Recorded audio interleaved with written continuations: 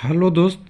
Railway के PSU नई ऊंचाई पे, और कह सकते हैं पीएसयू डायरेक्ट तो नहीं कह सकते, CAPSE यानी सेंट्रल का जो कंपनी होती है। पीएसयू एक कह सकते हैं लेकिन डायरेक्ट पीएसयू नहीं होता है, इसमें कोई प्राइवेट सेक्टर का पार्ट नहीं होता।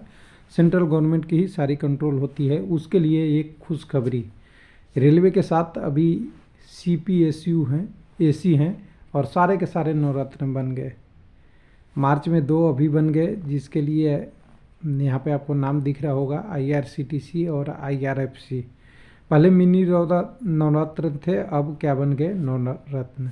इसके बाद भी एक होता है महानवरत्न। तो यहाँ तक पहुँच पाएंगे या नहीं पहुँच पाएंगे, इनकी कंडीशन बहुत अच्छा होता है। लेकिन रेलवे के लिए कहते हैं लोग, जो देखिए बहुत सारे कैंडिडेट हमारे चैनल पे रेलवे लाइव पे विद्यार्थी होते हैं, हालांकि उनको इससे मतलब नहीं होता है, लेकिन जब फॉर्म निकलती है ना तब उनको ज़रूरी पड़ता है। तो मैं यहाँ पे सर्च करता हूँ, हालांकि आप www.railwaylifeLP.com आप सर्च करेंगे, वहाँ भी डिटेल मिल जाती है। लेकिन हम यहाँ पे देख रहे हैं कि यहाँ पे अगर सर्च करते हैं, हम डिटेल में आते हैं, तो रेलवे मंत्री जी का आया है, अश्विनी वैष्णव जी का ये स्टेटमेंट कि भारत के 7 CPSE थे, वो रेलवे के अंदर थे, वो सारा के सारा नवरत्न हो गए हैं। डेट भी दिया हुआ है। तो जब भर्ती आती है ना, तो बहुत सारे कैंडिडेट पूछते हैं कि ये प्राइवेट है, PSU है या सरकारी नौकरी है। उस समय ये काम आएगा कि आपको देखने में, आपको यहाँ से समझिएगा CPSE क्या होता है।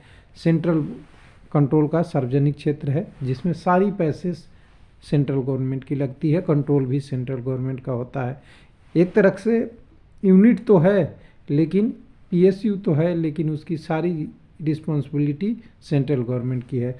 दूसरा एक PSU होता है जो स्टेट गवर्नमेंट, बैंकिंग वाला क्षेत्र वाला, और कई सारे मिला के या कर अलग से होता है, वो PSU होता है, जिसका एग्जाम्पल आपने देखा होगा DFCCIL, दिल्ली मेट्रो, और कई सारे बैंक मिलेंगे, वो PSU क्षेत्र में आते हैं, वो उसकी बारी होती है। अब यहाँ पे एक क्वेश्चन तो ये बना। दूसरा इसका बात कि PSU में नवरत्न कब बनते हैं, इसकी कंडीशन क्या होती है, वो उसके बारे में बस समझेंगे।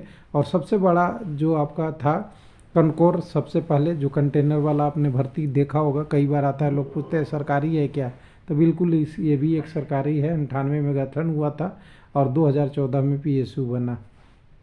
RBNL, रेल विकास निगम, ये डेट याद रखिएगा, DFCCIL में क्वेश्चन पूछता है।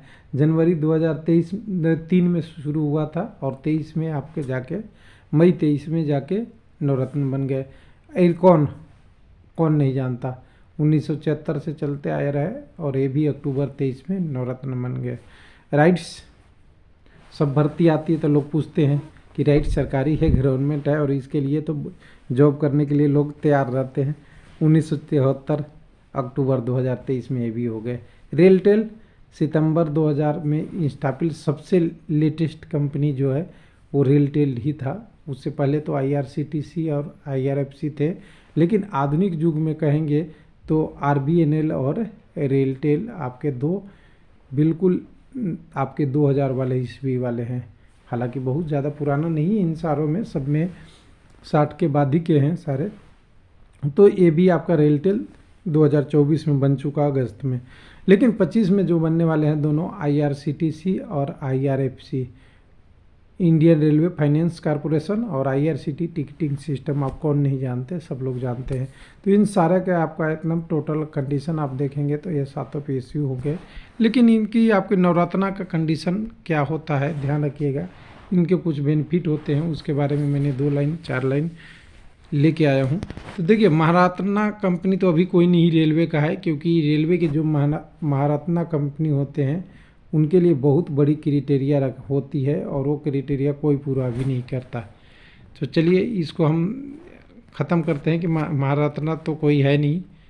एक मिनट, इसको मैं कर दूँ। हाँ, तो महारत्ना कंपनी कोई नहीं है, लेकिन अगर नीचे की तरफ देखेंगे तो इसमें कई सारे कंपनियों में नवरत्न में आ गए हैं। तो उनको क्या क्या होता है, नवरत्न बनने के लिए सबसे पहले इनकी दर्जा होती है ना, वो मिनी नवरत्न में होनी चाहिए। 5 सालों में कंपनी की रेटिंग अच्छी होनी चाहिए, कंपनी में 60 से ज़्यादा स्कोर होनी चाहिए, फिर सरकारी कानून के सरकारी मंजूरी के बिना 1000 करोड़ रुपये तक इनको फ़ायदे कई सारे मिलते हैं, विलय निवेश वगैरह करने की क्षमता होती है और वैश्विक बाज़ार में प्रतिस्पर्धा के लिए होता है, तो ये बेनिफिट होता है।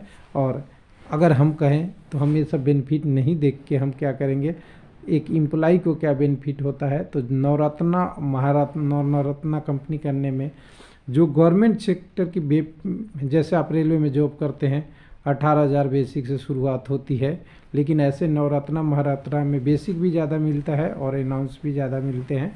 और जॉब करना थोड़ा सा जॉब कल्चर अच्छा है, जॉब फास्ट करना पड़ता है, लेकिन उसका बेनिफिट भी कंसेशन के रूप में मिलता है, ज़्यादा मिलता है। ये सभी जगह देखिएगा। तो ये है एक बेनिफिट। और इस वीडियो को बनाने के एक ही मकसद है मेरा कि DFCCI वाले कैंडिडेट इस न्यूज़ को याद रखें। करंट अफेयर में भी आएगा, हिस्ट्री ऑफ DFCCI में भी आएगा और भी कहीं पे आ जाएगा। तो ये रख लीजिए, मैं ये थंबनेल में एडिट कर दूंगा, DFCCI जोड़ दूंगा, क्योंकि उसके लिए ये क्वेश्चन बनता है और ये क्वेश्चन ध्यान से रखिएगा। Thank you.